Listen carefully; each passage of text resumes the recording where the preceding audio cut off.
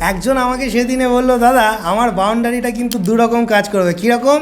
প্রথমত প্রপার্টি লাইনকে ঘিরবে, আর দ্বিতীয় কথা হচ্ছে রিটেনিং ওয়ালেরও কাজ করবে। আমি বললাম তাহলে তুমি কি ভাবছো? আমি ভাবছি সবাই যেরকম করে 10 ফুট অন্তর অন্তর পিলার দিয়ে একটা টাইবিন দিয়ে মাঝখানে 5 ইঞ্চি কেটে মাথায় লিন্টেল দিয়ে দেবো, হয়ে যাবে না দাদা? না, একদমই ভুল হবে।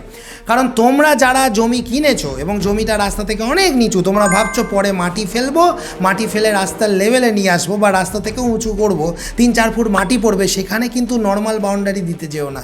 সেখানে বাউন্ডারিটা দিতে হবে রিটেনিং ওয়ালের মতো, অর্থাৎ যে ফুটিংয়ের একটা প্রান্ত খুব বেশি পরিমাণে যেদিকে মাটি পড়বে, মাটি বোঝাবে, অর্থাৎ তোমার প্রপার্টির দিকে থাকবে, এবং ওই পাঁচিলটা একদিকে হেলানো থাকবে বাইরের দিকটা, ঠিক যেমন এই ছবিটা দেখছো।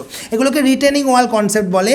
এবং এর ফলে কী হবে, এবং মাঝে মাঝে তোমাকে উইফলও দিতে হবে হেলিয়ে, যার ফলে কী হবে, ভিতরে থাকা মাটির মধ্যে যখন বৃষ্টির জল জমা হবে, সেই জলটা ওই উইফল দিয়ে 2 ফুট 3 ফুট অন্তর অন্তর থাকা উইফল দিয়ে বাইরে বেরিয়ে যেতে পারে, যার ফলে সেই পাঁচিলটা কিন্তু উল্টে পড়বে না। কিন্তু তুমি নর্মাল যদি কলম তুলে করতে, তাহলে কিন্তু সেই পাঁচিলটা উল্টে পড়ে যেত কয়েক বছরের মধ্যে।